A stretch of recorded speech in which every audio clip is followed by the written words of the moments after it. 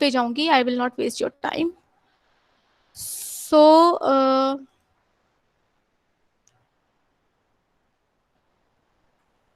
Fine. कल मैंने वैसे ये पढ़ाया था, लेकिन कनेक्शन डिस्कनेक्ट की वजह से हम लोग इसको नहीं पढ़ पाए थे. दिस इज कोई भी प्रोसेस है, this is a process state diagram of any process when it is under execution. So when ever the, जब भी कोई प्रोसेस क्रिएट होता है, तो क्रिएट होने से लेके उसके टर्मिनेशन तो वो बहुत सारे स्टेट से गुजरता है. ठीक है. Any process when it is under execution बोल सकते हो, या फिर when once a process is created it undergoes number of states. वो बहुत सारे स्टेट से होके गुजरता है. तो वो सारे स्टेट्स हम पढ़ेंगे कि कौन से स्टेट पर क्या होता है और किस तरीके से किस स्टेट से किस स्टेट पर जाता है. ठीक है. प्रोसेस. सो व्हेन प्रोसेस जब क्रिएट होता है या when it's about to create, it basically in your secondary memory. ठीक है. तब प्रोसेस क्या होता है, सेकेंडरी मेमोरी में होता है. और जब हम उसको एग्जीक्यूट करने के लिए मेन मेमोरी में लेकर आते हैं, then it is under execution बोल सकते हो. तो when the process is in secondary memory, then it is almost created या फिर इट्स अबाउट टू क्रिएट. मतलब या तो वो क्रिएट हो गया होगा या फिर नहीं. तो उस प्रोसेस को जब वो सेकेंडरी मेमोरी में होगा तब हम उसको प्रोग्राम बोलते हैं. मैंने कल भी बताया था. प्रोसेस में डिफरेंस यही है कि program is a line of codes and process is under execution. So once the process is created and it is taken into the main memory, then it's called a process. ठीक है. तो जब programme new में होगा, जब new state में होगा, that means it is in secondary memory. It is created और इट इज अंडर क्रिएशन, ऐसा भी हो सकता है उस टाइम पे. ठीक है. जब once the process is created, it is taken to the ready state. Ready is the state when it is in main memory. Ready state का मतलब है कि प्रोसेस फाइनली हमारा कौन सी मेमोरी में है, मेन मेमोरी में. मैंने बताया था कि किस स्टेट पे प्रोसेस किस मेमोरी में होगा. तो रेडी स्टेट में क्या हो गया, it means the process is in main memory. Then okay, number of students are coming now, that's why. Fine. So once the process is in ready state, means we are ready to execute that particular process on CPU. मतलब अब हम उसको उस process को CPU दे सकते हैं. अब तब अब देखिए क्या होगा कि जैसे ही हमारे प्रोसेसेस रेडी स्टेट में आ गए और उसको रन स्टेट पर लेकर जाना है, that comes the process, that comes the concept of your multi programming. अब मल्टी प्रोग्रामिंग का कंसेप्ट आता है. मल्टी प्रोग्रामिंग में हम क्या कहते थे, what's the multi programming is, कोई बताएगा मुझे? Anyone?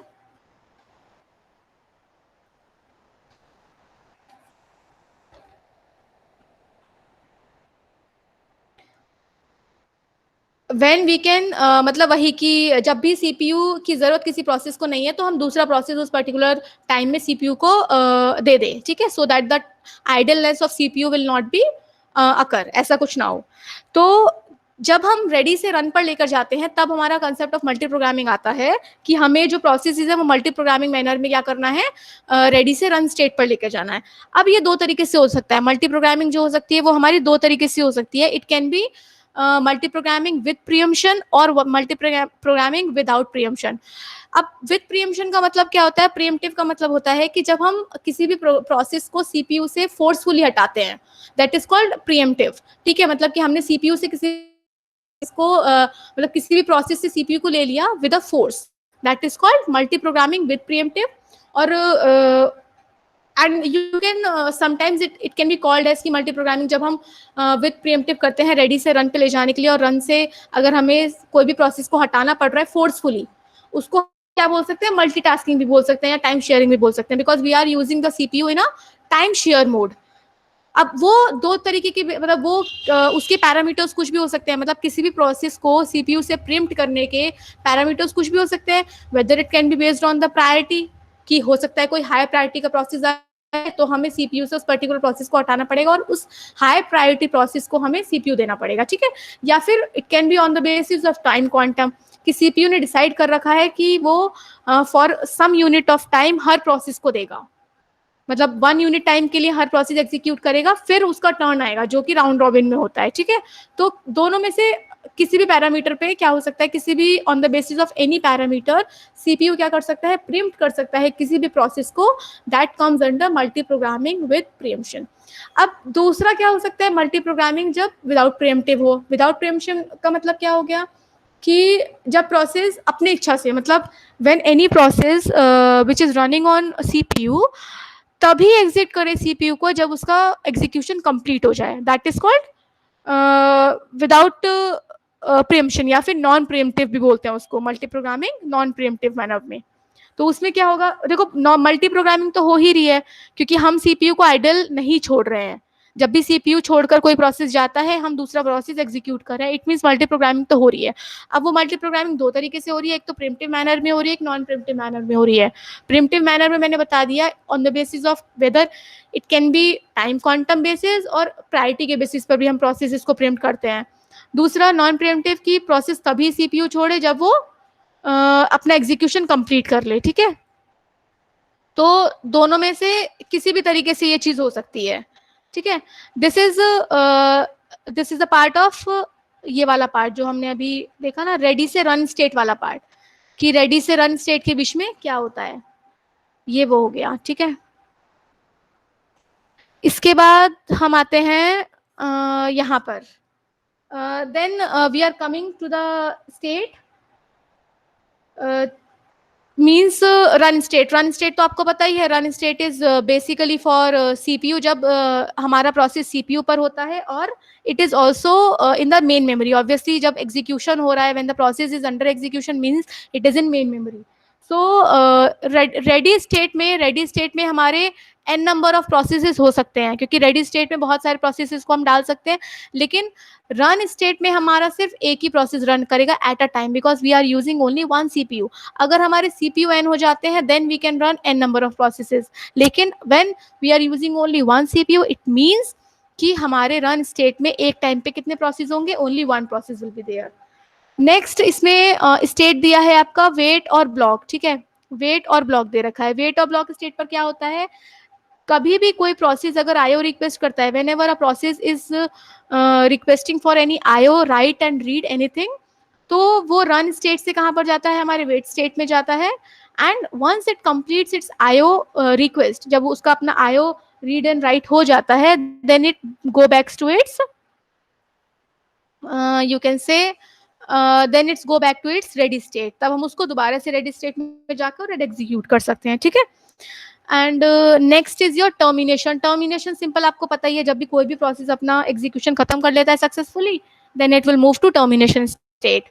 So these are the 4 states जिससे स्मूथली अगर कोई प्रोसेस को एग्जीक्यूट करना है, means whenever the process is executing very smoothly, मतलब तो वो पर्टिकुलर प्रोसेस 4 स्टेट से होके तो गुजरेगा ही। This is what definitely will happen, मतलब अगर कोई प्रोसेस स्मूथली भी एग्जीक्यूशन करता है then that particular process will go through 4 different states, जो कि क्या है, just wait for a minute, let me admit the students. Okay, वो 4 स्टेट्स कौन कौन सी है हमारी, new, ready, run and termination. तो फॉर अगर कोई प्रोसेस स्मूथ एग्जीक्यूशन भी करता है then it will go through 4 different states. अब इसके अलावा सस्पेंड, वेट, सस्पेंड, रेडी मैंने आपको कल बताया था कि वो हम कब यूज करते हैं, when the resources are not that much available. तो हम क्या करते हैं, पर्टिकुलर कुछ लो प्रायोरिटी प्रोसेसेस बोल सकते हो, या फिर जो प्रोसेसेस हमारे स्लीपिंग प्रोसेस होंगे उनको हम क्या डालते हैं, सस्पेंड रेडी में या फिर सस्पेंड वेट में डालते हैं, ठीक है। This is all about what the states are doing. Next, अब सीपीयू दो तरीके से, सीपीयू टाइम जो है वो दो तरीके से हो सकता है, मतलब या तो हमारा जो प्रोसेस है वो मतलब सीपीयू टाइम लेगा या फिर वो आईओ टाइम लेगा, मतलब या तो वो हमारा ज़्यादा से ज़्यादा टाइम हमारा एग्जीक्यूशन में लगा रहा है, मतलब रन स्टेट पर है, और या फिर वो क्या होगा, वो वेट स्टेट में ज़्यादा होगा, मतलब जब वो आईओ रिक्वेस्ट ज़्यादा कर रहा होगा, ठीक है।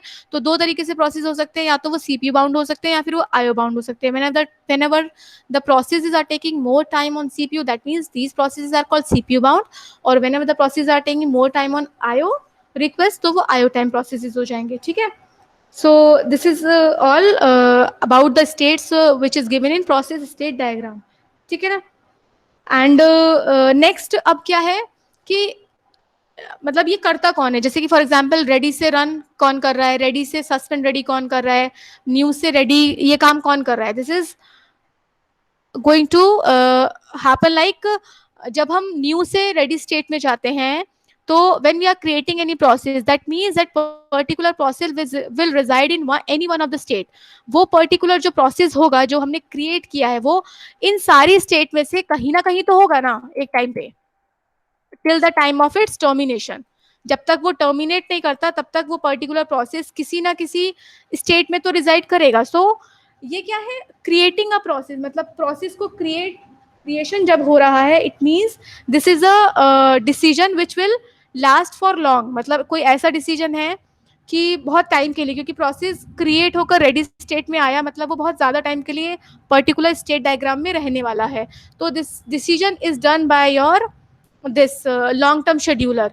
तो वो डिसीजन हमारा कौन करता है, लॉन्ग टर्म शेड्यूलर करता है वो particular decision, because it is the creation of any process which is done by your long term scheduler. Next, जब हम रेडी से रन की तरफ जाते हैं, जब हम रेडी से रन की तरफ जाते हैं,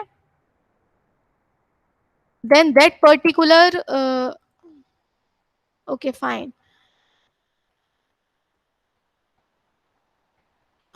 हाँ, जब हम रेडी से रन की तरफ जाते हैं तब दैट पर्टिकुलर, क्योंकि अब रेडी से हम कोई प्रोसेस को उठा रहे हैं and we are executing that particular process on CPU, that means it will not be taking very much time to execute on CPU. बहुत ज़्यादा टाइम तो नहीं लग रहा है किसी प्रोसेस को on CPU.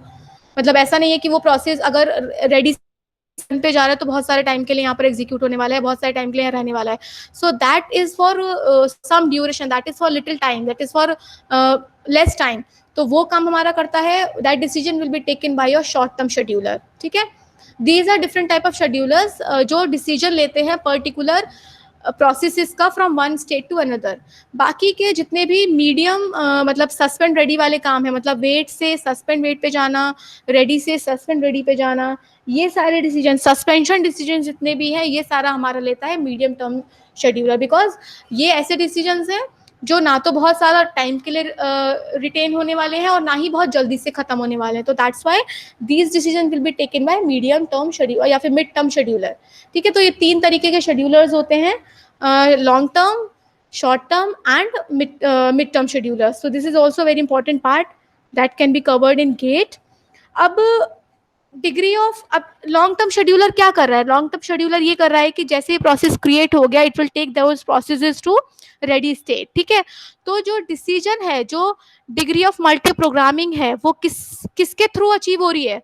Degree of multi programming क्या होता है कि कितने number of processes same time पे आपके मेन मेमोरी में है, मतलब कितने number of processes same time पे आपके सिस्टम में, मतलब न्यू से रेडी स्टेट में। अब भाई देखो, न्यू पे प्रोसेसेस कहाँ थे, सेकेंडरी मेमोरी में, जैसे ही वो रेडी स्टेट में आए that means those processes came in main memory. तो ये डिसीजन कौन ले रहा है, लॉन्ग टर्म शेड्यूलर कर रहा है। तो लॉन्ग टर्म शेड्यूलर जो होगा वो हमारा इम्पैक्ट करेगा डिग्री ऑफ मल्टी प्रोग्रामिंग पे, मतलब लॉन्ग टर्म का डिसीजन हमें डिग्री ऑफ मल्टी प्रोग्रामिंग पे इम्पैक्ट करेगा। दैट मीन्स कि लॉन्ग टर्म शेड्यूलर अगर फॉर एग्जाम्पल बहुत सारे number of CPU bound processes को ज्यादा ले लेता है, मतलब अगर उसके पास मैक्सिमम जो प्रोसेसेस उसने उठाए हैं न्यू से रेडी में, वो उसने सीपीयू बाउंड उठाए हैं, मतलब the processes that are taking more time on run state, मतलब वो प्रोसेसेस सबसे ज्यादा टाइम रन में ले रहे हैं।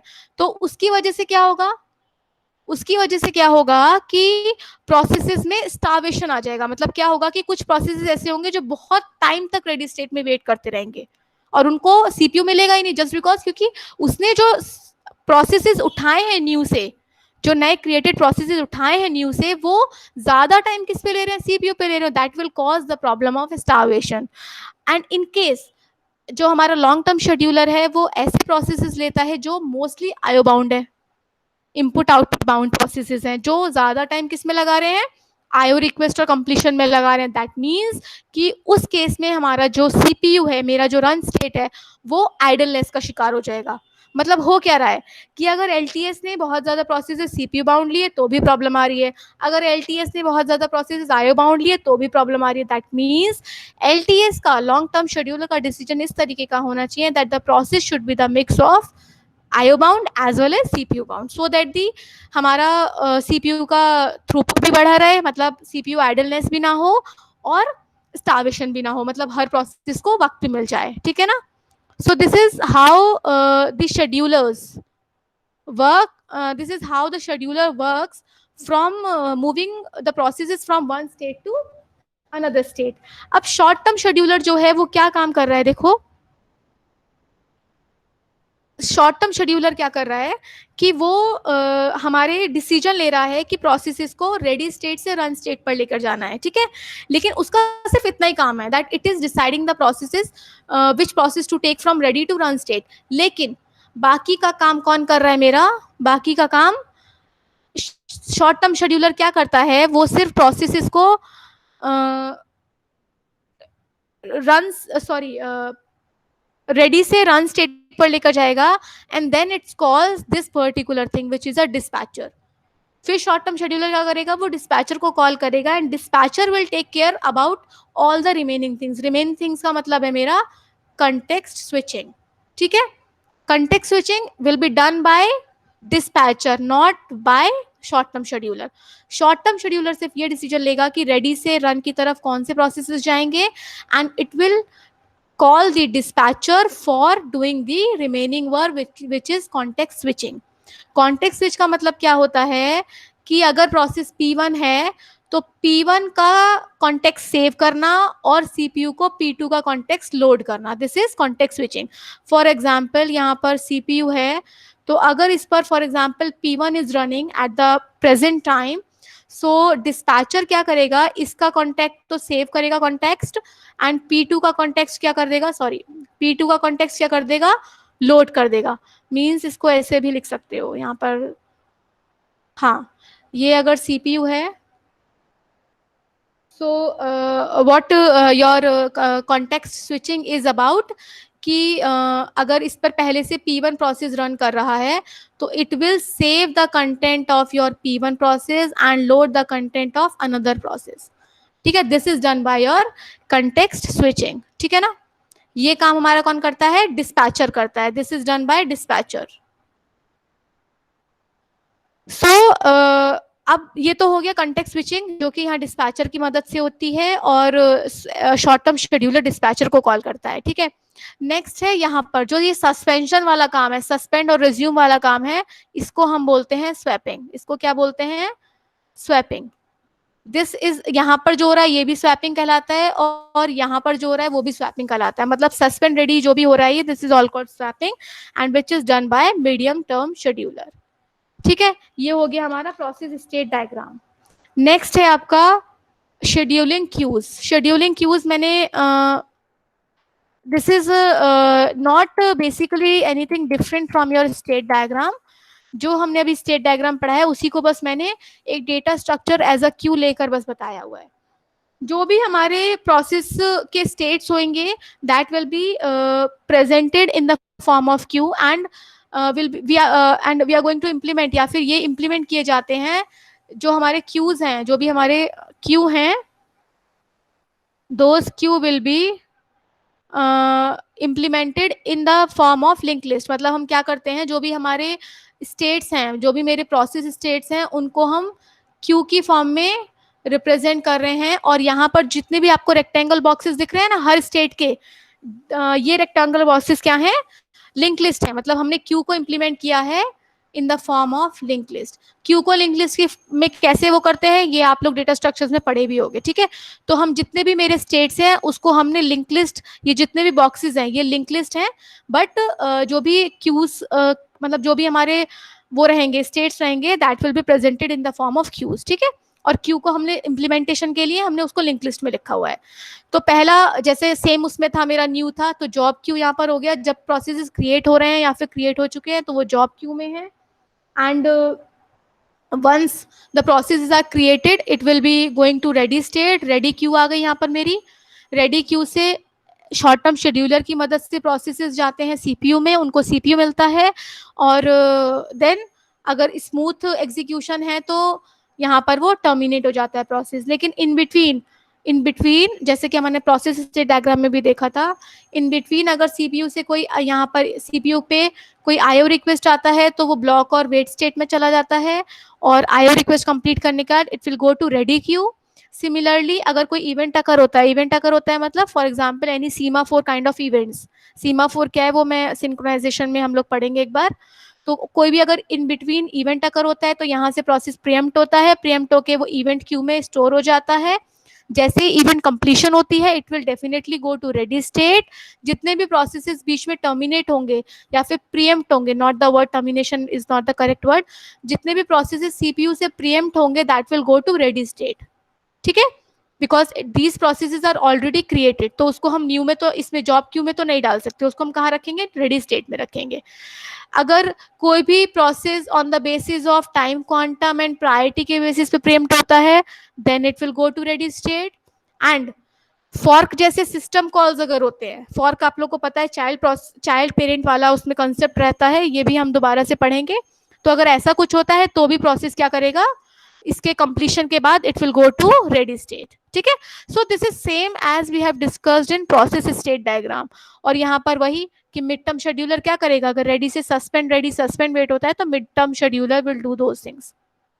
सो this is basically the process state diagram but in the form of queues. ठीक है, हमने सिर्फ यहाँ पर डेटा स्ट्रक्चर बता दिया कि क्या डेटा स्ट्रक्चर हम यूज कर रहे हैं. ठीक है, इसके अलावा इसमें कुछ ज्यादा नहीं है पढ़ने के लिए, और इससे कोई बहुत ज्यादा क्वेश्चंस भी नहीं आते. क्वेश्चंस जो आते हैं आपके वो स्टेट डायग्राम से ही आते हैं. ठीक है ना, तो वो पढ़ना बहुत इंपॉर्टेंट है. नेक्स्ट हम देखते हैं, ये क्वेश्चन है मैंने यहाँ पर लिखा है, तो मैं क्वेश्चन पढ़ती हूँ. In the following process state diagram for the uniprocessor system. Uniprocessor का मतलब समझ में आप लोगों को, एक सीपीयू है तो ऐसा नहीं है कि number of process simultaneously execute करेंगे सीपीयू पे. Assume that there are always some processors in the ready queue. ठीक है, नाउ कंसीडर दी, अब इनमें से हमें बताना है which of the following is true. ठीक है, अगर if the process makes a transition D, D देखो कहां पर है, यहां पर देखो डी कहां पर है, ये रहा. अगर प्रोसेस ये वाली ट्रांजिशन करता है it would result in another process making transition A immediately. Is it true और फॉल्स, बताइए, इज इट ट्रू और फॉल्स. ट्रू. अगर एक प्रोसेस कंप्लीट होता है तो दूसरा प्रोसेस इमीडिएटली आएगा क्या, ये ट्रू है.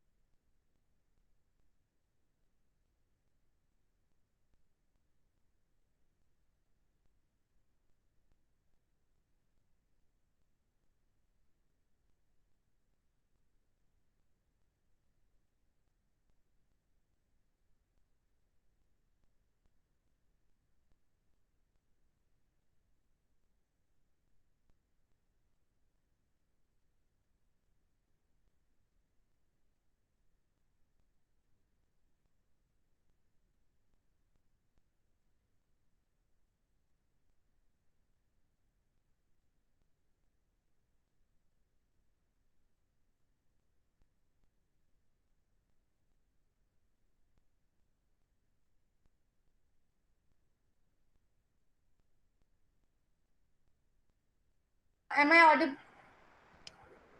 Am I audible? Yes, ma'am. Okay fine. So ये क्वेश्चन मैं फिर से बता रही हूँ. देखो क्वेश्चन में क्या लिखा है. क्वेश्चन सबने पढ़ लिया. इसको देखो पहले. पहले ए देखो क्या लिखा है ए के अंदर, कि अगर कोई प्रोसेस ट्रांजिशन डी कर रहा है तो क्या कोई अनदर प्रोसेस ट्रांजिशन ए इमीडिएटली करेगा. इज इट फॉल्स और ट्रू. मैम फॉल्स है. एग्जैक्टली. अगर कोई प्रोसेस ब्लॉक, इस वाले कोई प्रोसेस P2 है जो ये वाला ट्रांजिशन कर रहा है ई transition, so while another process, यहां पर अगर यहां पर P1 रन कर रहा है तो P2 ये कर सकता है ना. ट्रू. ऑब्वियसली साइमल्टेनियसली दो प्रोसेस अलग अलग स्टेट में ट्रांजिशन कर सकते हैं ना. अगर कोई प्रोसेस रन स्टेट में है तो दूसरा प्रोसेस ब्लॉक स्टेट से रेडी स्टेट में जा सकता है. This is true. Operating system preemptive scheduling use करता है या नॉन प्रीएम्प्टिव.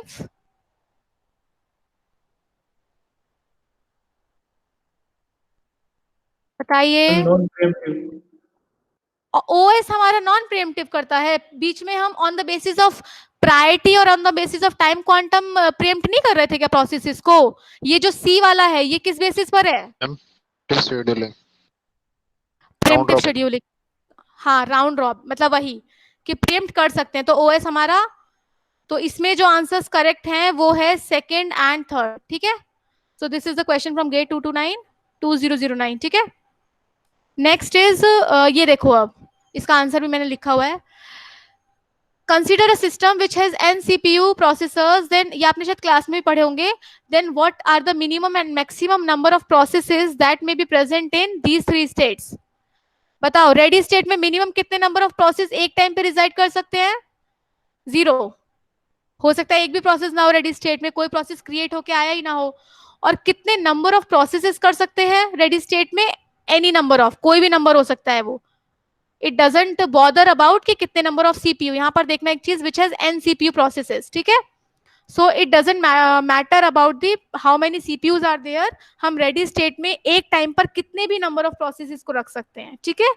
लेकिन रन स्टेट में मिनिमम हमारे 0 प्रोसेस हो सकते हैं. हो सकता है रन स्टेट में सीपीयू उस वक्त आइडियल हो, कोई प्रोसेस ही ना हो सीपीयू पे.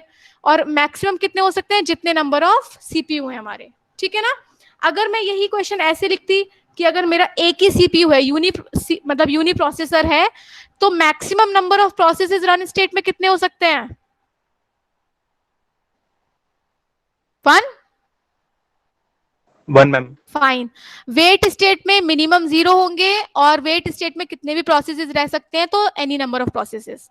सो ये क्वेश्चन भी गेट का ही है. नेक्स्ट, अब नेक्स्ट टॉपिक हमारा आता है, हम मूव कर रहे हैं सीपीयू शेड्यूलिंग की तरफ. Next, these are some parameters of processes. First है हमारा पैरामीटर्स बोलो या फिर कुछ टर्मिनोलॉजीज हैं जब हम शेड्यूलिंग पढ़ते हैं. पहला है हमारा अराइवल टाइम. अराइवल टाइम क्या होता है, जब हमारा process, the time taken when the process enters into ready state. मतलब जब प्रोसेस मेन मेमोरी में आया, ना कि न्यू स्टेट पर. ठीक है. जब प्रोसेस रेडी स्टेट पर होगा, that means it is the arrival time of that particular process. ठीक है. तो अराइवल टाइम क्या हो जाएगा, जब प्रोसेस हमारा रेडी स्टेट में एंटर करा है. Second time is your burst time. Burst time को हम एग्जीक्यूशन टाइम और रनिंग टाइम भी बोलते हैं. दिस इज द टाइम जो प्रोसेस लेता है फॉर रनिंग ऑन सीपीयू. मतलब जितना भी टाइम प्रोसेस सिस्टम में लगा रहा है, जितना भी टाइम प्रोसेस सीपीयू पे रन करने के लिए लगा रहा है, मतलब जो उसका एग्जीक्यूशन टाइम है, that will be the time of burst time और रनिंग टाइम. ठीक है. दीज आर द टर्मिनोलॉजीज जो हम सीपीयू शेड्यूलिंग जब पढ़ेंगे वहां पर इनको यूज करेंगे. ठीक है. एंड वन मोर थिंग, हमने दो तरीके के टाइम पढ़े थे, एक पढ़ा था सीपीयू टाइम और एक पढ़ा था आईओ टाइम. तो दिस टाइम जब हम ये चीजें पढ़ रहे हैं CPU scheduling, then we are ignoring the IO time. हम लोग सिर्फ बात करेंगे सीपीयू टाइम की, क्योंकि we are talking about the throughput and efficiency of CPU, not IO. ठीक है. So we will talk about the CPU time, not IO time. इस पे हम बात नहीं करेंगे. अब जब भी मैं टाइम बोलूंगी, that means it is the time of CPU. मतलब हम सीपीयू टाइम की बात करेंगे, यहाँ पे आईओ टाइम को हम इग्नोर करेंगे. Next is your completion time. When the fine, just tell me, जब डिस्कनेक्ट हो जाए तो आप लोग प्लीज कोई मुझे टेक्स्ट कर देना, क्योंकि पता नहीं लगता है. Okay fine. So next is your time of termination, या फिर इसको कंप्लीशन टाइम भी बोलते हैं. जब प्रोसेस सक्सेसफुली एग्जीक्यूट हो गया हो और उसने सिस्टम को एग्जिट कर दिया हो, then it is the time for completion time, या फिर उसको हम एग्जिट टाइम भी बोलते हैं. ठीक है, this is also called termination time या एग्जिट टाइम भी बोल सकते हो इसको. नेक्स्ट है waiting time, which is very important. This is the important time, waiting time. Waiting time कौन सा टाइम होता है? ये वो वाला टाइम नहीं है जो हम वेट स्टेट या फिर ब्लॉक स्टेट में यूज कर रहे हैं. दिस इज द टाइम जब प्रोसेस रेडी स्टेट में आ गया है और वो सीपीयू का वेट कर रहा है. हमने जो स्टेट डायग्राम पढ़ा था उसमें क्या था? यहाँ न्यू था, फिर यहाँ रेडी था, and then it is run. So जब प्रोसेस इस स्टेट में है, वे number of processes are here in ready state, तो वो जो प्रोसेस वेट कर रहे हैं यहाँ जाने के लिए, वो waiting time will be the time which is considered as waiting time. तो इससे आयो का कोई मतलब नहीं है, इसका वेट और स्टेट ब्लॉक, वेट और ब्लॉक स्टेट से कोई मतलब नहीं है. Waiting time will be the time which is taken by the process to wait for the CPU. कि मतलब मैं तो रेडी हूं, पर अभी मुझे सीपीयू नहीं मिला है, तो I am waiting for the CPU. ठीक है, अब ये वेटिंग टाइम निकलते कैसे, ये मैं अभी 1 सेकंड में बताती हूँ आपको, ताकि हम पहले टर्न अराउंड टाइम पढ़ लें. नेक्स्ट है हमारा turn around time. Turn around time होता है total time which is spend by the process in the system. मतलब जब वो आया और जब वो गया, इसके बीच का जो टाइम है, प्रोसेस जब आया और जब वो चला गया, उसके जो बीच का टाइम है, that will be the turn around time. इसीलिए इसके कैलकुलेशन में लिखा हुआ है completion time minus arrival time. ठीक है, तो जब प्रोसेस एग्जिट कर रहा है वो हो गया उसका कंप्लीशन टाइम, और जब प्रोसेस आया वो हो गया उसका arrival time. So this will be the time of turn around time, and it is also very important. ठीक है, this is also very important. और अच्छा, इसको ऐसे भी निकाल सकते हो भाई, टर्न अराउंड टाइम क्या हुआ? Burst time. बर्स्ट टाइम क्या है मेरा? Execution time. एग्जीक्यूशन टाइम के अलावा कौन सा टाइम और बचा है? Waiting time. क्योंकि भाई मेन मेमोरी में तो प्रोसेस आ गया ना, पर वो अपने सीपीयू के लिए वेट कर रहा है. That means burst time plus waiting time will also give you the turn around time. अब इससे देखो हम वेटिंग टाइम निकाल सकते हैं. मेरा क्या लिखा है मैंने? ये waiting time plus burst time is equals to completion time plus, sorry, completion time minus arrival time, ये लिखा है. तो यहां से आप वेटिंग टाइम निकाल सकते हैं. It will come to be turn around time minus burst time, ये यहां पर लिखा हुआ है. once you have calculated the turn around time, you can easily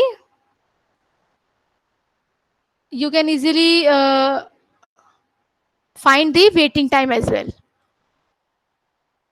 next is your response time. Next and last, response time होता है हमारा जो प्रोसेस को पहला रिस्पॉन्स मिला और जब वो प्रोसेस रेडी स्टेट में आया था, उनका डिफरेंस. ठीक है, पहला रिस्पॉन्स का मतलब समझ में आया? जब उसको सीपीयू मिला वो, और जब उसको एंटर मिला रेडी स्टेट में, उसका डिफरेंस जो होता है, पहला रिस्पॉन्स जब मिला, तो रिस्पॉन्स टाइम क्या हो जाएगा? Difference between the first response and arrival time. ये एक शेड्यूलिंग एल्गोरिथम है. मतलब जो शुरू में हम एफसीएफएस वगैरह पढ़ेंगे वहां रिस्पॉन्स टाइम का काम नहीं है, लेकिन there is one scheduling algorithm, I don't remember the name. अगर किसी को याद है तो बताएं. वहां पर हम रिस्पॉन्स टाइम निकालते हैं. आई डोंट रिमेम्बर एग्जैक्टली. हाँ, राउंड रॉबिन में हम लोग ये फाइंड करते हैं, रिस्पॉन्स टाइम फाइंड करते हैं हर बार. ठीक है, तो ये तो हो गए कुछ पैरामीटर्स. अब देखिए सीपीयू शेड्यूलिंग होता क्या है? वही कि जो भी प्रोसेस को रेडी स्टेट से मतलब डिस्पैचर की मदद से रन स्टेट में लेकर जाना है, वो काम हमारा सीपीयू शेड्यूलिंग करता है. This is done bye CPU scheduling. करता कौन है? वही पहले ही बताया था कि this is done bye short term scheduler. Short term scheduler क्या करता है? सिलेक्ट करता है रेडी स्टेट से कौन कौन से प्रोसेसेस रन स्टेट में जाएंगे, and then it call the dispatcher for doing the remaining work, that is context switching. और होता कहाँ पर है? वो बता दिया मैंने, रेडी से रन स्टेट पर होगा. एंड कब कब होगा? कब कब होगा? जब प्रोसेस हमारा रन से टर्मिनेशन की तरफ जा रहा होगा. रन से वेटिंग पे जा रहा है हर बार। मतलब हमारा क्या होगा ये चीज, मतलब ये तो वो हो गया कि कब कब हम यू कैन से शेड्यूलिंग कर रहे हैं, जब कब कब हम मतलब हम यूज कर रहे हैं इस चीज को कि मतलब डिस्पैचर डिस्पैचर बोलो या फिर ये बोलो कि कब कब डिसीजन मेकिंग हो रही है कि when process moves from run to termination and when process moves from run to wait, run to ready, मतलब जब भी स्टेट्स चेंज हो रही हैं, जब भी क्या हो रही है स्टेट्स चेंज हो रही है, ठीक है। तो तब हमारा सीपीयू शेड्यूलिंग का काम है। लेकिन हम अब ये तो हो गया कि कौन करता है, कहाँ होता है और कब होता है, ठीक है, ये दिस इज द थिंग्स। लेकिन अब हम पढ़ेंगे कि सीपीयू शेड्यूलिंग का मेन गोल क्या है। ये आप लोगों को इन सबसे पता लग गया होगा। मेन गोल है कि हमें सीपीयू का यूटिलाइजेशन बढ़ाना है और सिस्टम की थ्रूपुट बढ़ानी है। Throughput by number of process हमारे एक टाइम पे कितने होंगे एग्जीक्यूशन में। And second is to minimize the average waiting time. Definitely जो वेटिंग टाइम है किसी भी प्रोसेस का वो कम होना चाहिए। And to minimize the average turn around time of a process. So this these are the goals why we are doing the why we are studying this CPU scheduling. अब गोल तो ये दोनों हो गए। अब इन गोल को अचीव करने के लिए हम कुछ शेड्यूलिंग एल्गोरिथम्स पढ़ते हैं। First is your first come first serve, ठीक है। पहला शेड्यूलिंग एल्गोरिथम है हमारा फर्स्ट कम फर्स्ट सर्व। बहुत इजी है, सब लोग को ऑलमोस्ट पता भी होगा कि रेडी स्टेट में बहुत सारे प्रोसेसेस हैं। फॉर एग्जांपल इससे सीपीयू पे कौन से प्रोसेसेस जाएंगे, that will be done by your scheduler. ये मैंने आपको बता लिया, ये सीपीयू शेड्यूलर की मदद से होगी ये चीज, ठीक है। एंड अब एक चीज और कि हमें मतलब अगर हमारा फॉर एग्जांपल न्यू स्टेट में कोई प्रोसेस, मतलब न्यू स्टेट है, यहाँ पर बहुत सारे प्रोसेस ऑलमोस्ट क्रिएट हो चुके हैं। इसके बाद ये रेडी स्टेट में आए, then run state and next is your last termination हो गया, ठीक है। तो अब इसमें यहाँ से रेडी स्टेट से रन स्टेट पे कौन कौन से प्रोसेसेस जाएंगे, that will be done by your scheduler. वही हम बात करा रहे हैं, ठीक है, वही हम बात कर रहे हैं, ठीक है। तो ये हो गया। लेकिन इसके बाद हम यहाँ जाते हैं वेट स्टेट में। हम नेक्स्ट स्टेट यहाँ पढ़ते हैं वेट, और फिर ये पढ़ते हैं जब हमारा आयो कंप्लीट हो जाता है। तो इसकी हमें जरूरत नहीं है यहाँ पर, because we are not talking about the IO time, we are just talking about the CPU time. इसीलिए हम सिर्फ रेडी से रन, सॉरी, हाँ, रेडी से रन हमारा जो होगा हम सिर्फ उसी पे काम करेंगे and that will be done by your scheduler. तो पहली हम जो एल्गोरिथम पढ़ेंगे एफसीएफएस पढ़ेंगे, फर्स्ट कम फर्स्ट सर्व। इसमें क्या होता है, इसका क्राइटेरिया जो है इसका क्राइटेरिया जो है वो हम ऑन द बेसिस ऑफ करते हैं arrival time of a process, कि प्रोसेस कब रेडी स्टेट में आया। एंड मोड रहेगा इसका नॉन प्रिएम्प्टिव, मतलब बीच में हम फोर्सफुली किसी भी प्रोसेस को टर्मिनेट नहीं करेंगे या किसी भी प्रोसेस को बीच में प्रिएम्प्ट नहीं करेंगे, ठीक है। तो मैंने कुछ प्रोसेसेस दे रखे हैं यहाँ पे 1 2 3 4 5 and we are having their arrival time as well as burst time. Burst time मतलब एग्जीक्यूशन और रनिंग टाइम भी दिया है हमें। इसके लिए हम पहले बनाते हैं, आप लोगों ने पढ़ा होगा, हम गैंट चार्ट बनाते हैं। एक गैंट चार्ट हम जॉब सीक्वेंसिंग में भी बनाते थे, जब हम एल्गोरिथम्स में जॉब सीक्वेंसिंग पढ़ते थे वहां भी हमने गैंट चार्ट पढ़ा हुआ है। So this is basically the way how way to show कि किस तरीके से how process will be scheduling. मतलब गैंट चार्ट हमारा क्या हमको शो कर रहा है, एक तरीके का चार्ट है जिसमें हमें ये पता लगता है कि हमारा कौन सा प्रोसेस कब शेड्यूल हुआ है, ठीक है। अब एल्गोरिथम है फर्स्ट कम फर्स्ट सर्व। तो पहले जिसका अराइवल टाइम होगा वो पहले एग्जीक्यूट होगा और नॉन प्रिम्प्टिव मैनर में होगा। तो बहुत इजी है, मैं जल्दी जल्दी से चलती हूँ। पहले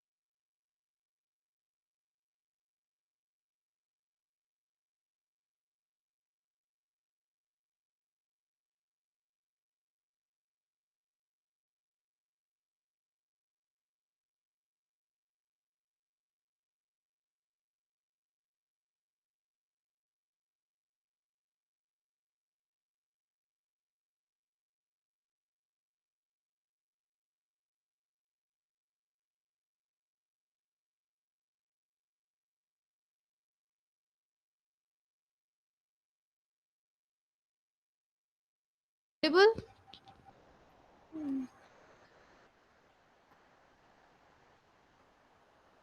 Am I audible?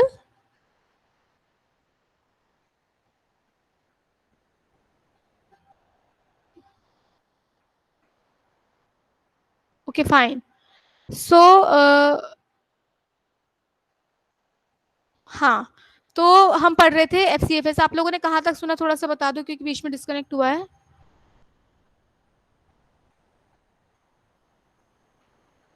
बता दो प्लीज जल्दी से कि हमने कहाँ तक आप लोगों ने सुना था। ठीक है, मैं दोबारा बता देती हूँ। हम पहले जो सीपीयू शेड्यूलिंग एल्गोरिथम पढ़ रहे हैं वो पढ़ रहे हैं first come first serve and okay fine, and this is going to work on the criteria of arrival time कि किस टाइम पे कौन सा प्रोसेस रेडी स्टेट में आया है वो उसका अराइवल टाइम हो जाएगा। And the mode will be non preemptive, मतलब हम कोई भी प्रोसेस को बीच में प्रिएम्प्ट नहीं करेंगे, सीपीयू फोर्सफुली उस प्रोसेस को बाहर नहीं देगा। मतलब it will be in non preemptive manner. ठीक है, तो पहले हम ये जो चार्ट बना रहे थे, मैं इसको दोबारा बना देती हूँ।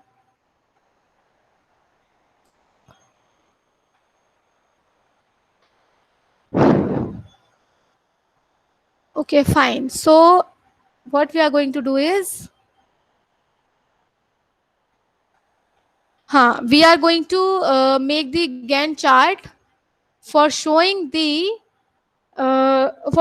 how the processes are being scheduled on CPU. किस तरीके से होगा वो, तो हम जीरो से शुरू करेंगे। फर्स्ट जो हमारा टाइम है arrival time that is zero, तो will start with the zero.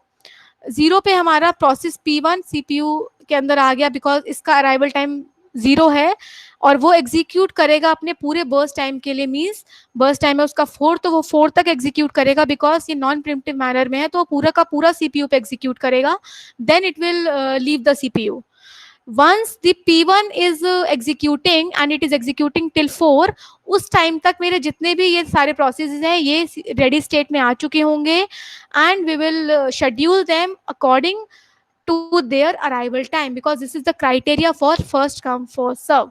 ठीक है, तो इसके बाद हमारा अराइवल टाइम है P2 का, तो इसके बाद मेरा P2 एग्जीक्यूट करेगा और P2 टाइम है 3, so it will execute for 4 + 3 means 7। P2 हमारा खत्म करेगा 7 पर क्योंकि उसका बर्स्ट टाइम था 3 और वो आया कब था। Am I audible to everyone? Okay, fine. वो आया कब था, वो आया था 1 पर। ठीक है, next first come first serve में हमारा आता है P3। P3 का बर्स्ट टाइम है हमारा 1, तो ये एग्जीक्यूट करेगा 8 तक।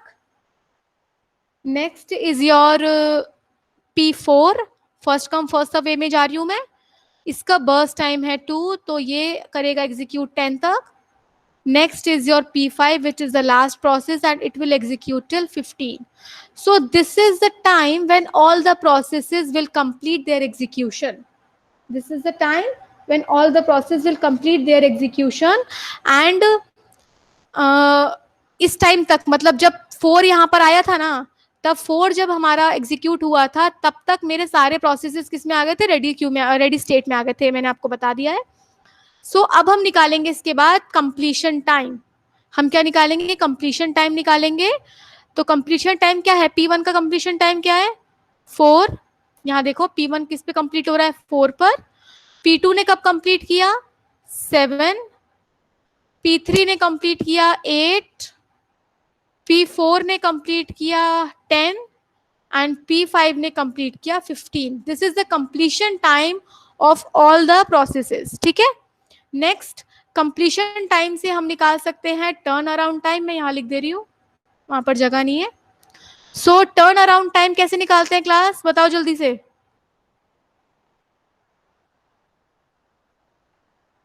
टर्न अराउंड टाइम, हाँ कंप्लीशन माइनस अराइवल। बताओ जल्दी से, बता दो वैल्यूज। Ma'am 4, 6, 6, 7 and 11। ठीक है, and what will be the waiting time of these processes. Waiting time का फॉर्मूला क्या था, या वेटिंग टाइम क्या होता है, जितना टाइम उसने रेडी स्टेट में वेट किया, मतलब turn around time minus burst time will be the waiting time. ठीक है, ये देखो वेटिंग टाइम क्या है, turn around time minus burst time. Process ready state में जब आ गया था और उसको कब सीपीयू मिला है, that will be the waiting time. तो जल्दी से बताओ इसका क्या है, टर्न अराउंड टाइम है 4, बर्स्ट टाइम है 4, तो what will be the waiting time 0, क्योंकि प्रोसेस P1 जो था वो मतलब 0 पर आया और 0 पे उसको सीपीयू मिल गया, तो डेफिनेटली उसने कुछ वेट नहीं किया। सिमिलरली इसका बताओ P2 का, turn around time minus burst time is 3। Next ma'am 5 5 6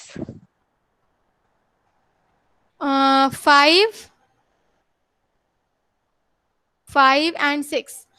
So these are the turnaround times of all the processes and these are the waiting time of all the processes. अब हमें questions आते हैं to find the average turnaround time और to find the average waiting time. तो इसका average निकाल सकते हैं हम easily। अगर मुझे average, 6.8 हाँ average turnaround time क्या है मैम 6.8 6.8 मीन्स इसका एडिशन आ रहा होगा 34, देख लेना एक बार, Yes, and ma'am. 34 divide by 5, Five. ठीक है।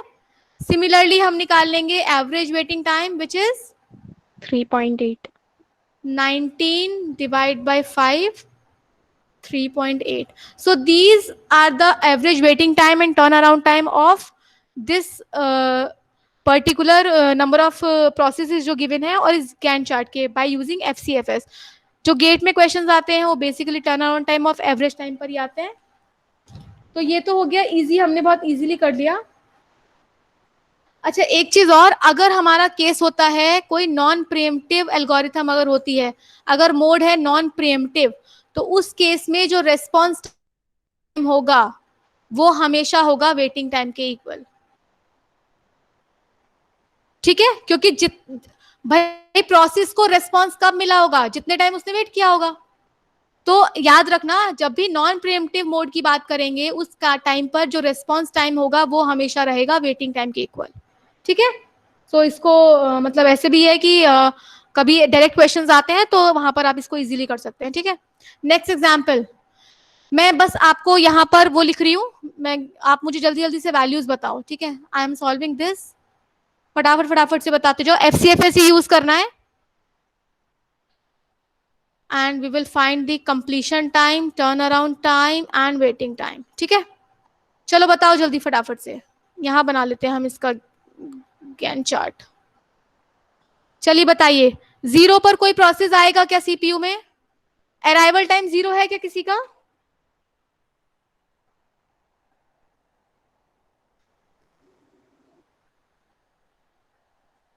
Is any process is there which is arriving at t is equals to 0? No, ma'am. No, it means 0 से 1 तक, 1 क्योंकि पहला प्रोसेस 1 पे आ रहा है, 1 अराइवल टाइम पे, इस टाइम पे मेरा सीपीयू क्या रहेगा, आइडल रहेगा, यहां पर सीपीयू यूज नहीं हो रहा है। Once the time is t is equals to 1, process P4 will come and it will execute for time 2, क्योंकि इसका बर्स्ट टाइम है कितना, 1।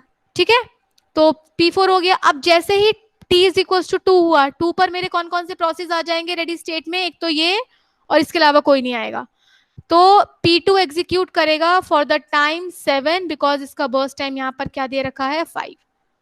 नेक्स्ट क्या होगा जल्दी बताओ, जैसे ही हमारा बर्स्ट टाइम हुआ, एक सेकेंड, हाँ बताइए, जैसे ही हमारा बर्स्ट टाइम हो गया, जैसे ही मेरा अराइवल टाइम 7 हो गया, कौन कौन से प्रोसेस रेडी स्टेट में होंगे उस वक्त, P1, P3, P5। P1 होगा क्या, हाँ P1 भी होगा ऑब्वियसली, P3, P5, P4। तो अब नेक्स्ट कौन सा एग्जीक्यूट होगा क्लास, मैम P1 P1। अगर कोई भी मतलब अगर कुछ ऐसे नंबर ऑफ प्रोसेस ऐसे आ रहे हैं जिनका अराइवल टाइम सेम हो जाता है तो हम उनको प्रोसेस आईडी के अकॉर्डिंग क्या करेंगे, शेड्यूल करेंगे, ठीक है, प्रोसेस आईडी के अकॉर्डिंग। सो यहां पर क्या हो जाएगा, P1, P1 कितने टाइम के लिए एग्जीक्यूट कर रहा है, 4, दैट मीन्स यहाँ पर 11 हो जाएगा, P1 भी कंप्लीट हो गया। इसके बाद P3, it will execute for 3, next is P5 which will execute for 2 and last is your P6 which will execute for 6। तो इसके कंप्लीशन टाइम आप लिख लेंगे। बताइए P1 का कंप्लीशन टाइम क्या है, कहाँ कंप्लीट हो रहा है P1, sorry sorry sorry sorry, P1 कब कंप्लीट हो रहा है, वैल्यूज बताओ मुझे जल्दी से।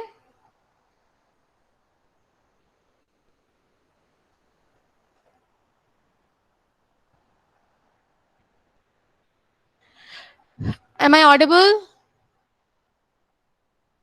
Yes, ma'am. हाँ बताइए, वैल्यूज बताइए जल्दी, फटाफट जल्दी जल्दी करते हैं इसको। P1 का कंप्लीशन टाइम क्या है,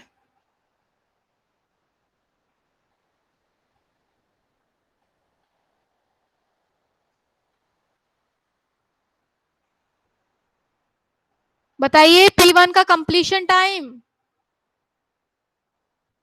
11, P2 is completing at 7, P3 14, P4 2, P5 16, P6 22।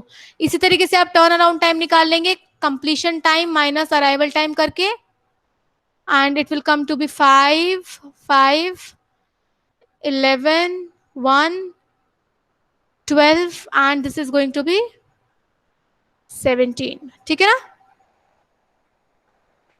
Next waiting time निकाल लेंगे हम, turn around time minus burst time, वो भी हम निकाल लेंगे इजीली सारे प्रोसेसेस का।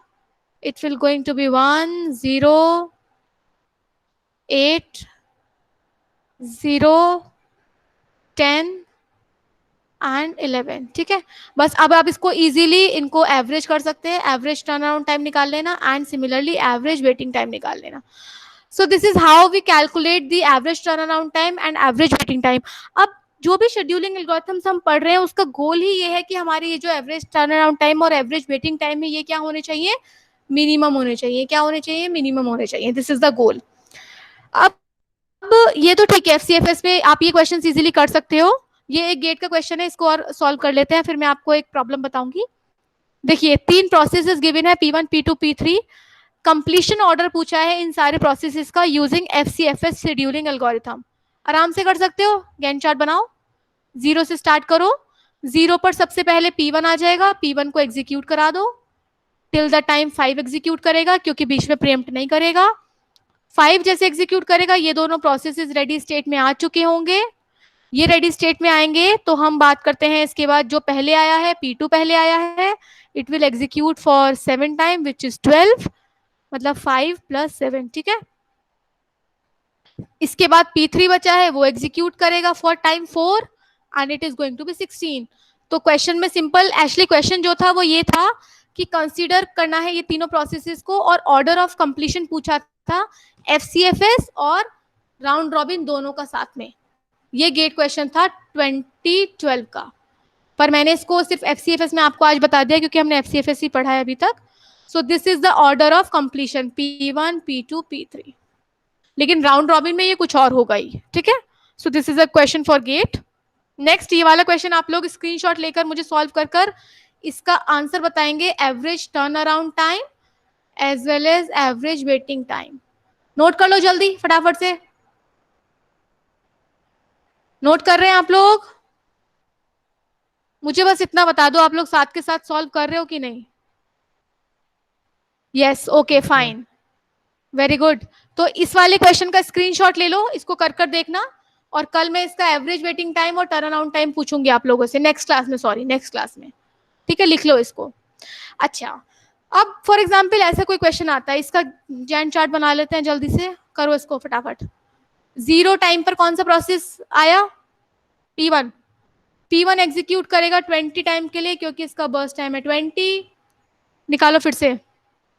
इसके बाद ये दोनों आ चुके होंगे, तो P2 एग्जीक्यूट करेगा for burst time 2, similarly P3 execute करेगा फॉर बर्स्ट टाइम 2। यहां तक किसी को कोई डाउट है? आई थिंक नहीं होगा, ठीक है। सो कंप्लीशन टाइम लिखते हैं, P1 का कंप्लीशन टाइम है 20, P2 का कंप्लीशन टाइम है 22 एंड P3 का कंप्लीशन टाइम है 24। क्लियर है ये सबको? Next we will write here turn around time. बोलो जल्दी से, टर्न अराउंड टाइम हो गया इसका 20, 21 एंड 22। सिमिलरली इसका वेटिंग टाइम निकाल लेते हैं, इन दोनों को माइनस करके, 0, 19 एंड 20। अब बताओ इसका एवरेज टर्न अराउंड टाइम बताओ और एवरेज वेटिंग टाइम। जल्दी से कैलकुलेट करके बताओ कैलकुलेटर से फटाफट, या फिर ऐसे भी कर सकते हैं इसको तो हम 63 and this is coming out to be 39। तो एवरेज टर्न अराउंड टाइम हो गया 21 एंड एवरेज वेटिंग टाइम हो गया 13, ठीक है, ये आया। लेकिन अब इसमें प्रॉब्लम क्या आएगी, देखो ये तो हो गया जब हमने इन प्रोसेसेस को, याद रखना बर्स्ट टाइम सबसे पहले सबसे ज्यादा है, मतलब कोई ऐसा प्रोसेस है जिसका बर्स्ट टाइम सबसे ज्यादा है, फिर दो प्रोसेसेस ऐसे हैं जिसका बर्स्ट टाइम एकदम कम है। तो एवरेज टर्न अराउंड टाइम और वेटिंग टाइम आया था ये सेम। यहां पर आ जाओ अब, ओके ये सेम है, यहां पर आ जाओ अब, ठीक है। इसका गैंट चार्ट बनाइए। इसके पहले वाला सबको याद है ना और समझ में आ गया? ये वाला सबको समझ में आ गया?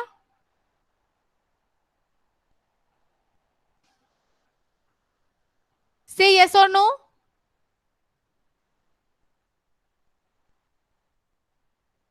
क्लास बताइए, ये वाला सबको समझ में आया? Yes ma'am. फाइन। अब ये सॉल्व करते हैं हम। 0 है मेरा स्टार्टिंग अराइवल टाइम, तो मेरा प्रोसेस P1 आ गया है and it will execute for burst time 2। Next 2 तक मेरे ये दोनों प्रोसेसेस रेडी स्टेट में आ चुके होंगे। I will execute P2 for the time 2 which is going to be 4. Next I will execute P3 for the time 20 and it will take 24. अब लिखो कंप्लीशन टाइम P1 का 2, P2 का completion time 4, P3 का completion time 24. What will be the turnaround time for P1? It will be going to be 2 and P2 के लिए हो जाएगा 3. याद रखो इसको, कंप्लीशन माइनस अराइवल, भूत मत जाना, एंड इसके लिए होगा 22. सिमिलरली वेटिंग टाइम निकाल लेते हैं, 0, it is going to be turn around time minus burst time, ठीक है। This is going to be 1 and ये हो गया 2. अब आप मुझे बताइए एवरेज टर्न अराउंड टाइम और एवरेज वेटिंग टाइम क्या आ रहा है, बताओ जल्दी से। एवरेज टर्न अराउंड टाइम क्या आ रहा है? 27 और यहाँ है 3.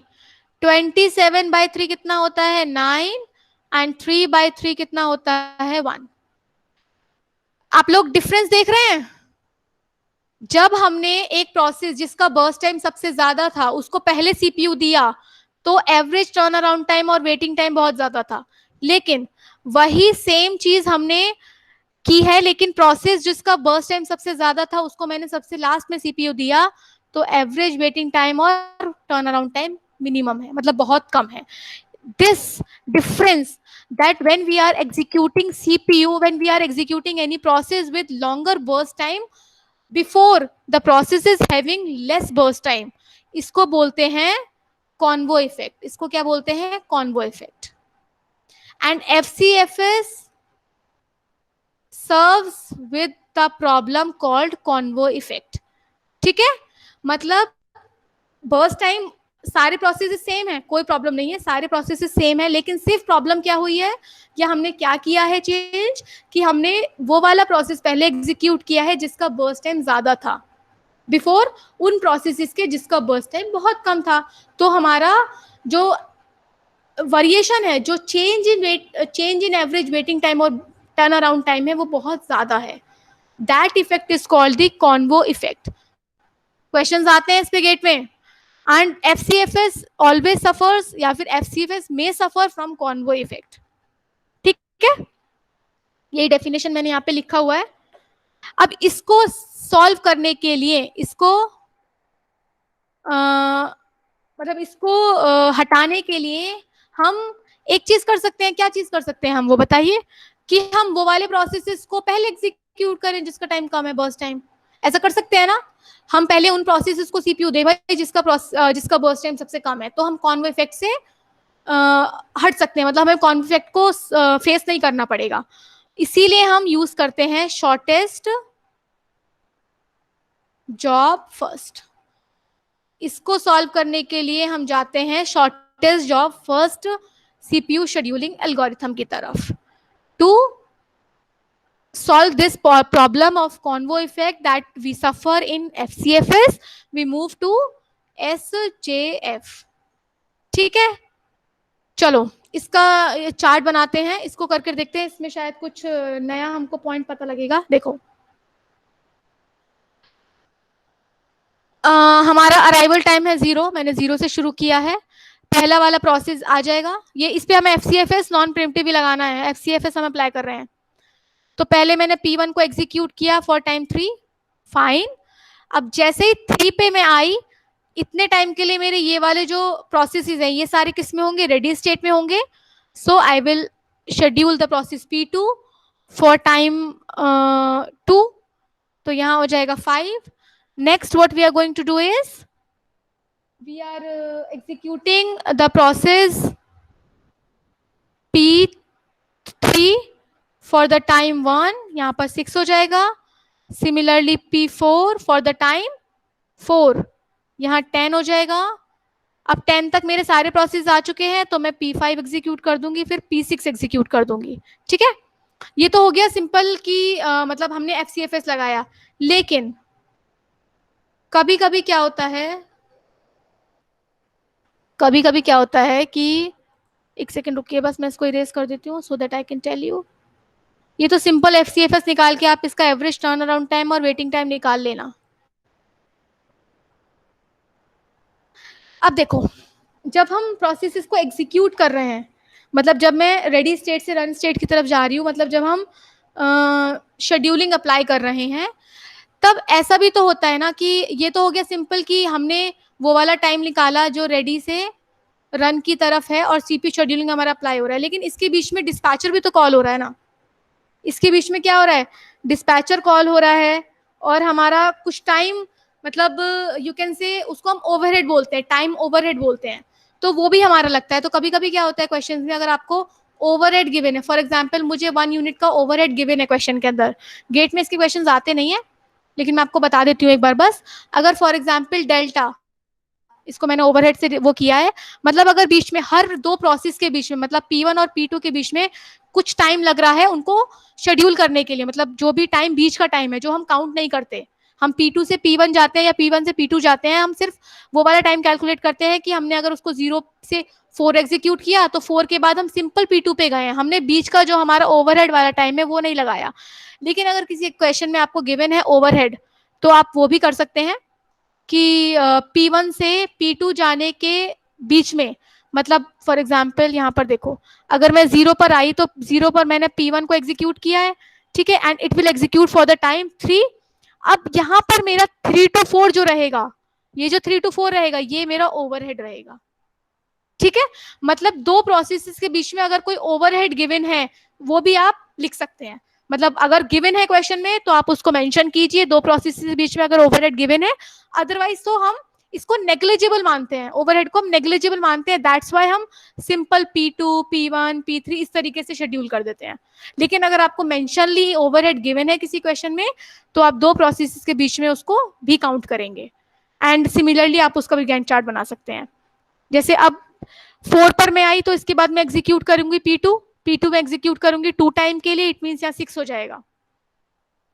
फिर से मेरा 1 यूनिट का ओवरहेड गिवन है, तो यहाँ 7 तक ये सीपीयू क्या रहेगा? कुछ नहीं कर रहा है। ठीक है, सिंपल इसके बाद मैं P3 को सीपीयू दे दूंगी, ये 8 तक एग्जीक्यूट करेगा, फिर से मेरा 1 यूनिट का ओवरहेड गिवन है।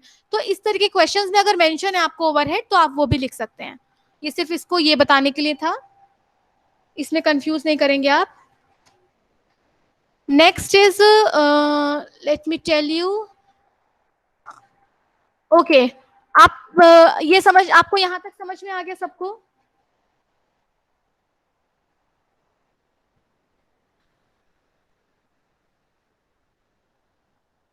यहां तक समझ में आ गया सबको? Yes, ma'am. Yes, Fine. ma'am. किसी को कोई डाउट तो नहीं, क्योंकि ये सिंपल अभी तक FCFS ही पढ़ा है, तो इसमें मुझे लगता नहीं ज्यादा क्वेरी होगा किसी को। नेक्स्ट, अब FCFS के कॉन्वो इफेक्ट को रिमूव करने के लिए या सॉल्व करने के लिए हम यूज करते हैं शॉर्टेस्ट जॉब फर्स्ट। अब हम क्या करेंगे, वो वाले जॉब्स को पहले CPU देंगे जिनका बर्स्ट टाइम क्या होगा, कम होगा। ठीक है, तो क्राइटेरिया वही मैम रहेगा। हाँ बताइए। मैम, स्टारवेशन और कॉन्वे इफेक्ट दोनों अलग अलग है कि सेम? कंफ्यूजन हो नहीं नहीं गया। नहीं, अलग अलग है, दोनों अलग अलग है। कॉन्वो इफेक्ट होता है कि हमारा जो मतलब इसकी वजह से कि हमने बहुत ज्यादा लार्ज बर्स्ट टाइम वाले प्रोसेस को पहले एग्जीक्यूट किया है, पहले CPU दिया है, तो उसकी वजह से क्या हो रहा है, जो पुराने वो है मतलब हमारा उससे टर्न अराउंड टाइम और एवरेज वेटिंग टाइम बढ़ रहा है सिर्फ। तो कॉन्वो इफेक्ट सिर्फ इफेक्ट करता है एवरेज टर्न अराउंड टाइम और वेटिंग टाइम पे। स्टार्वेशन का मतलब होता है कि जो प्रायोरिटी के बेसिस पर, मतलब प्रायोरिटी हो या फिर इसकी वजह से भी हो सकता है, लेकिन वो ये होता है उसका मतलब कि बहुत सारे प्रोसेसेस वेट ही कर रहे हैं रेडी स्टेट में, उनको CPU मिल ही नहीं रहा।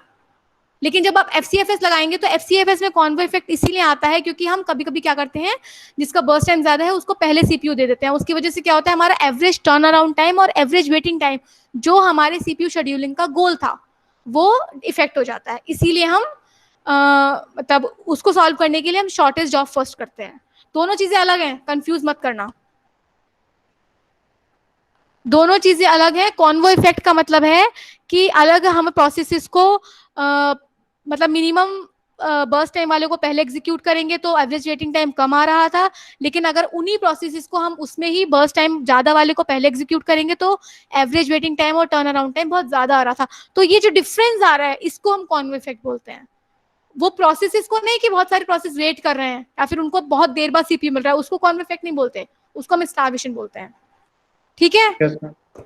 तो दोनों चीजें अलग है, कंफ्यूज मत करो।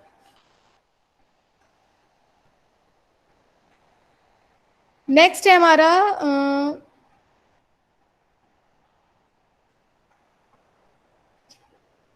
ओके, नेक्स्ट है हमारा शॉर्टेस्ट जॉब फर्स्ट। इसमें हम क्या करेंगे, ऑब्वियसली मैंने बताया कि हम पहले वो वाले प्रोसेस एग्जीक्यूट करेंगे जिनका बर्स्ट टाइम कम होगा, इसीलिए क्राइटेरिया रहेगा हमेशा burst time, and mode will be non pre-emptive. अभी भी हम बीच में फोर्सफुली किसी भी प्रोसेस को प्रीएम्प्ट नहीं करेंगे।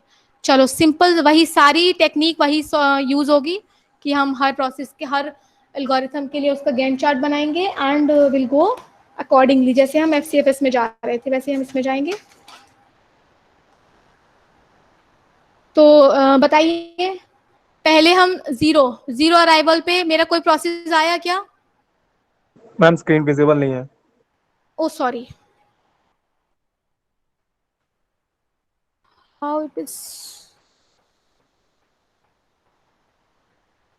Okay, is it visible now? Yes ma'am. Yes ma'am.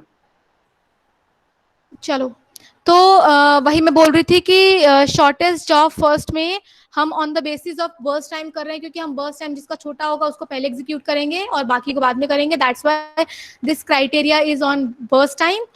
Next non pre-emptive रहेगा, बीच में कोई भी प्रोसेस को प्रीएम्प्ट नहीं करना है। ठीक है, किसी भी प्रोसेस को CPU से नहीं हटाना है अनटिल अनलेस वो कंप्लीट नहीं हो जाता अपनी इच्छा से। चलो इसका भी ये बनाते हैं, चार्ट बनाते हैं। थोड़ा सा लाइन टेढ़ा मेढ़ा हो गया है ना, just wait. Fine, so process बताइए, जीरो अराइवल टाइम पे कोई प्रोसेस आया है क्या? जीरो किसी का है अराइवल टाइम, तो 0 से 1 तक CPU क्या रहेगा, आइडल रहेगा, क्योंकि कोई भी प्रोसेस 0 पर अराइव नहीं हुआ है। नेक्स्ट 1 जैसे ही होगा, 1 पर हमें मिल गया है P1 बर्स्ट टाइम 7 तक एग्जीक्यूट हो रहा है, इसका बर्स्ट टाइम 7 है, that's why it will go to 8। 1 + 7 = 8। यहाँ पर मैं इसका कंप्लीशन टाइम लिखूंगी, यहाँ पे टर्न अराउंड टाइम एंड यहाँ पर वेटिंग टाइम। ठीक है, अब P1, अब देखो P1 क्या है, वो 8 तक एग्जीक्यूट करेगा क्योंकि उसका बर्स्ट टाइम 7 है, बीच में प्रीएम्प्ट नहीं करना है, इसलिए वो टोटल एग्जीक्यूशन होगी उसकी। अब 8 तक मेरे ये सारे रेडी क्यू में आ गए होंगे। अब मैं इनमें से according to their arrival time इनको शेड्यूल कर देती हूँ। तो मैंने पहले P2 को किया, it will execute for burst time 5, मतलब 13 हो जाएगा। सिमिलरली फिर मैंने P3 को किया, इट विल एग्जीक्यूट, मैंने ठीक किया है क्या, एक बार देखो।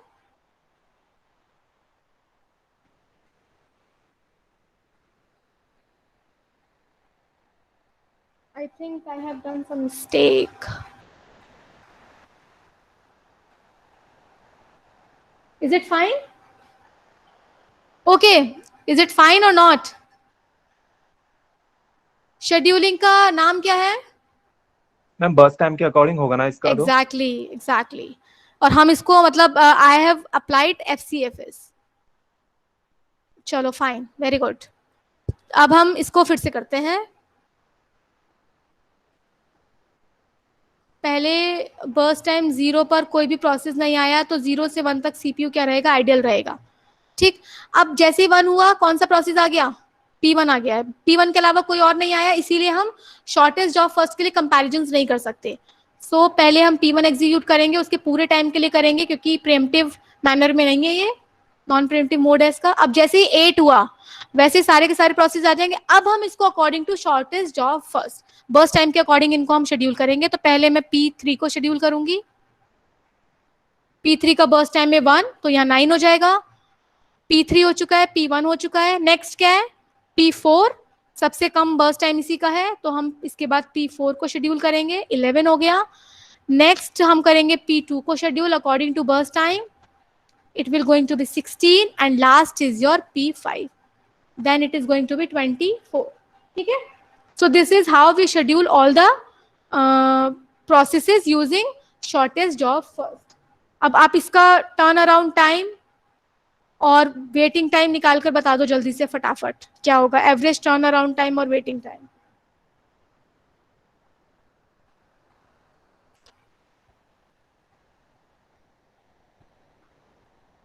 आंसर बताइए.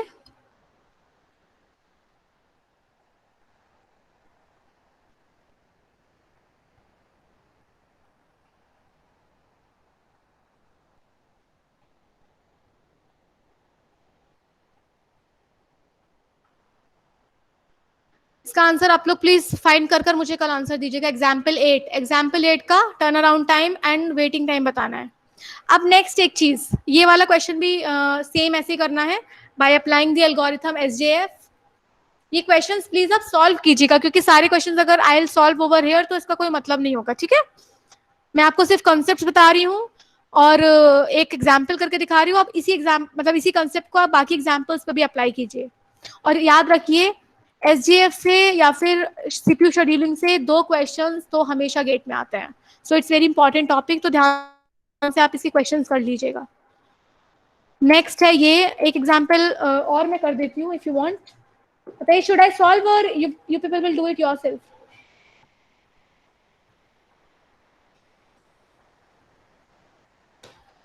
बताइए, should I solve one more example?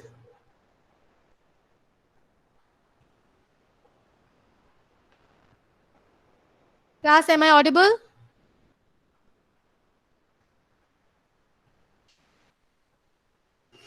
Okay, yes, fine.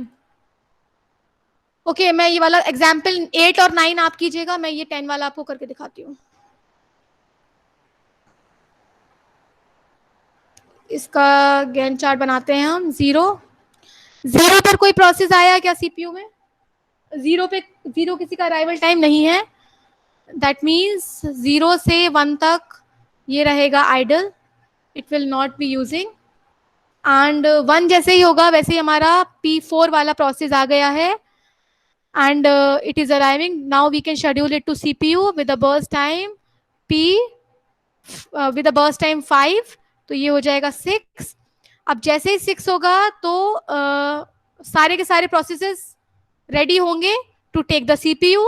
तो अब हम अकॉर्डिंग टू किसके करेंगे? According to their burst time. अब एक चीज देखो, सारे प्रोसेसेस आ चुके हैं लेकिन इसका बर्स्ट टाइम और इसका बर्स्ट टाइम सेम है.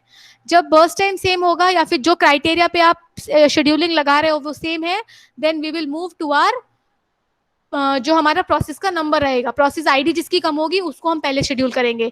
तो P1 और P6 का बर्स्ट टाइम सेम है, तो पहले मैं P1 को शेड्यूल करूंगी क्योंकि उसका प्रोसेस ID पहले है and it will going to be 7. ये भी हो चुका है एंड 4 भी हो चुका है. नेक्स्ट हम P6 को शेड्यूल करेंगे, इसका बर्स्ट टाइम सबसे कम है, then it will going to be happen. इसके बाद हम करेंगे P5 को शेड्यूल P5 को मैंने बर्स्ट टाइम 2 के लिए शेड्यूल किया तो यहाँ 10 हो जाएगा.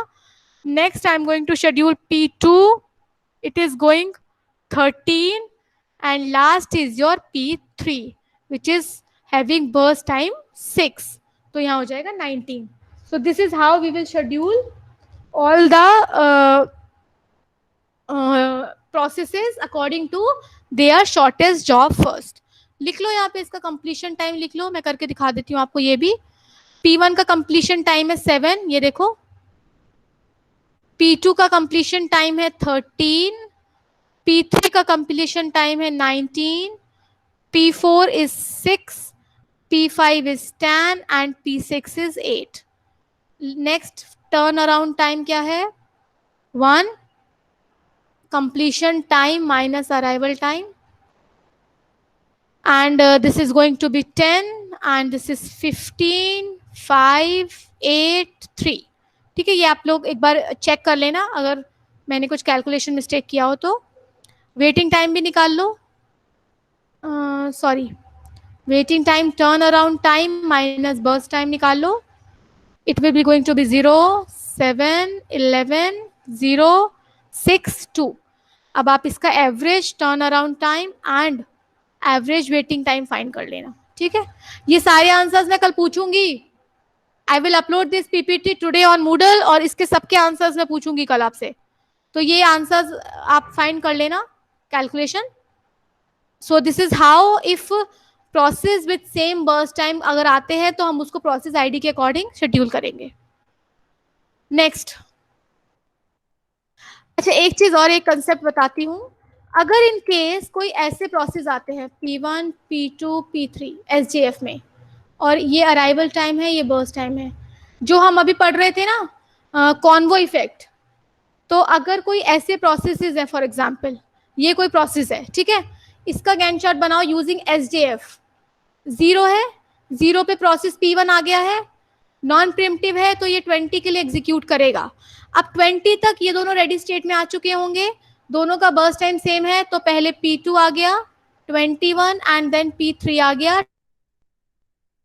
तो जब आप इसका टर्न अराउंड टाइम और एवरेज वेटिंग टाइम निकालोगे तो क्या आएगा बताओ. एक इससे हम ये चीज मतलब एक चीज आपको बताती हूँ मैं करके, पहले आप इसका मुझे आंसर बताओ.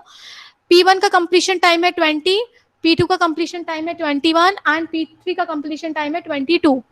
टर्न अराउंड टाइम आ जाएगा 20, 20 एंड 21. ठीक है, and waiting time will be 0, 19 and it is going to be 20. तो इसका एवरेज वेटिंग टाइम आ जाएगा, एवरेज टर्न अराउंड टाइम आ जाएगा. क्या आएगा एवरेज टर्न अराउंड टाइम बताओ, क्या आ रहा है? It is 61/3. हाँ 61/3 क्या हो गया? समथिंग सॉरी 20 प्लस कुछ मान लो मैं.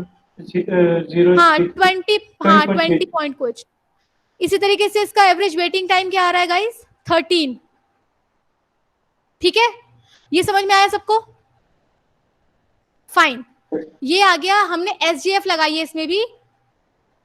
अब देखो, अगर यही चीज मेरा बर्स्ट टाइम और मेरा अराइवल टाइम इन्हीं प्रोसेसेस का अगर ऐसा रहता है, अराइवल टाइम है पहले वाले का 2, दूसरे वाले का 0 और तीसरे वाले का 1 for example, and burst time is same 20, 1, 1. अब इसका गैंट चार्ट बनाते हैं. Just wait for a minute.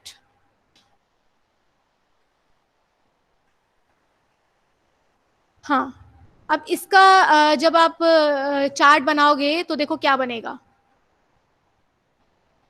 0 पे कौन सा प्रोसेस आ जाएगा? P2. ठीक है, P2 एग्जीक्यूट किया कितने टाइम के लिए? 1. P2 एग्जीक्यूट किया 1 टाइम के लिए. इसके बाद एग्जीक्यूट कौन सा करेंगे? बताइए कौन सा करेंगे? P3 for 1 time and last is P1 for 20. ये समझ में आ गया? 22, sorry, this will 20 and this will be 22. ये समझ में आ गया सबको? मैंने यहाँ पर भी SJF ही लगाया है, बट अभी मेरे ये वो है, मतलब बर्स्ट टाइम और अराइवल टाइम मेरा ये है. अब यहाँ लिखो कंप्लीशन टाइम जल्दी से. P1 का कंप्लीशन टाइम 22, P2 का कंप्लीशन टाइम 1, P3 का completion time 2. Turn around time निकाल लेते हैं फटाफट से. 21 and 1 and last is your waiting time which is 0 0 0. अब एक चीज आप देखो, एवरेज टर्न अराउंड टाइम क्या आ रहा है जब हमने इनका अराइवल टाइम बदल दिया है. प्रोसेसेस का जब मैंने अराइवल टाइम बदल दिया है तो टर्न अराउंड टाइम क्या आ रहा है? It is going to be 22 divide by 3 which is क्या आएगा बताओ? 7 point समथिंग, राइट? सिमिलरली इसका जब हम एवरेज वेटिंग टाइम निकालेंगे तो वो क्या आएगा? It is going to be 0, क्योंकि यहां पर 0 है ये. तो आप लोग एक चीज देख सकते हैं कि जब हम शॉर्टेज ऑफ फर्स्ट भी लगाते हैं ना, तो भी we can face the problem of convoy effect, because by changing ऐसा भी हो सकता है कि कोई माइनर अराइवल टाइम की वजह से हो सकता है कोई ज्यादा बर्स्ट टाइम वाला प्रोसेस पहले आ रहा हो, तो उसकी वजह से भी शॉर्टेज ऑफ फर्स्ट जो होगा वो कॉन्वो इफेक्ट का शिकार हो सकता है. समझ में आ गया? तो it is also possible to have convo effect in shortage of first as in FCFS, क्योंकि कभी कभी ऐसा होता है कि हमारा कोई प्रोसेस बहुत माइनर टाइम की वजह से ज्यादा बर्स्ट टाइम का प्रोसेस हमारा पहले आ जाता है रेडी स्टेट में, तो उसकी वजह से भी हमें कॉन्वो इफेक्ट को फेस करना पड़ सकता है, जो कि मैंने आपको इस एग्जाम्पल में करके बता दिया है. सेम हमारा देखो सबका बर्स्ट टाइम सेम है और हम शॉर्टेज ऑफ फर्स्ट के अकॉर्डिंग इसको शेड्यूल कर रहे हैं, लेकिन just because of the arrival time we are facing the convoy effect. ठीक है? एंड वन मोर थिंग, जो हमारा शॉर्टेज आज के लिए बस इतना ही है, जो हमारा शॉर्टेज ऑफ फर्स्ट है, जो मेरा शॉर्टेज ऑफ फर्स्ट है, it is not practically implemented. इसको हम प्रैक्टिकली इम्प्लीमेंट नहीं कर सकते हैं. क्यों नहीं कर सकते? क्यों नहीं कर सकते बताइए? This particular algorithm is not practically implemented because हम किसी भी प्रोसेस का बर्स्ट टाइम पहले से पता नहीं कर सकते कि वो जब तक वो हमारा एग्जीक्यूट नहीं होगा तब तक we can not find the burst time for any algorithm, sorry for any process. So this algorithm मतलब जो हमारा ये शॉर्टेज ऑफ फर्स्ट है, ये conceptually this is implemented, but हम इसको प्रैक्टिकली इम्प्लीमेंट नहीं कर सकते. सो इसकी एफिशिएंसी ज्यादा होती है when we are using SJF. It is very efficient और इससे थ्रूपुट भी ज्यादा आता है. कैसे आता है वो मैं आपको कल की क्लास में बताऊंगी. इससे थ्रूपुट भी ज्यादा आता है, लेकिन this particular algorithm. Hello, am I audible? Am I audible? No ma'am, not clearly ma'am. Okay, am I audible? Okay, fine. Some students are saying yes.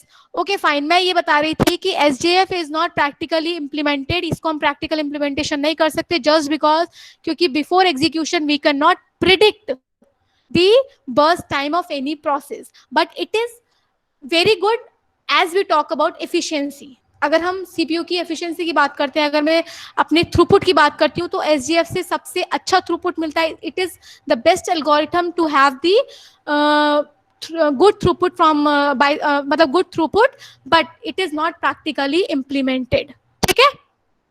So throughput क्या होता है वो मैं आपको कल बताऊंगी और किस तरीके से इफेक्ट करता है SJF. I will tell you tomorrow. And this is for today.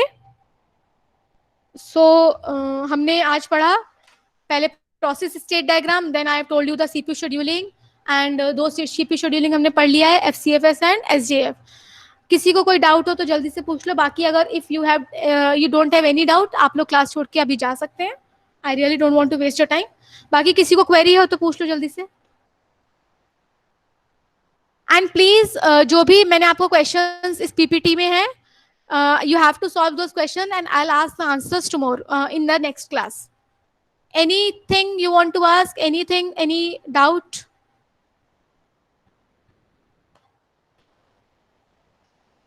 कुछ भी ऐसा किसी को समझ में ना आया हो तो पूछ लो. I am taking 5 more minutes to clear the things if किसी को डाउट है तो.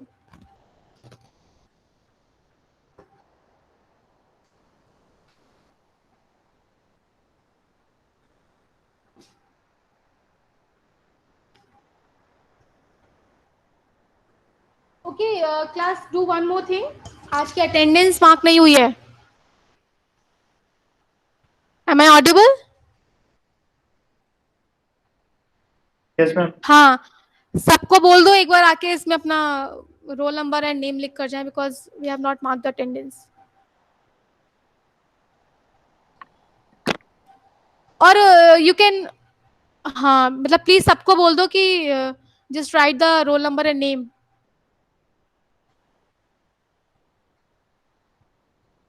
मैम तो आप ये मूडल पे ओपन पीपीटी अपलोड कर दोगे? हाँ हाँ हाँ, मैं मूडल पे अभी कर दूंगी. Actually I have added you people today only, so I will upload the link Yes, ma'am. Of video lectures as well and the PPT. मैं दोनों कर दूंगी. यस.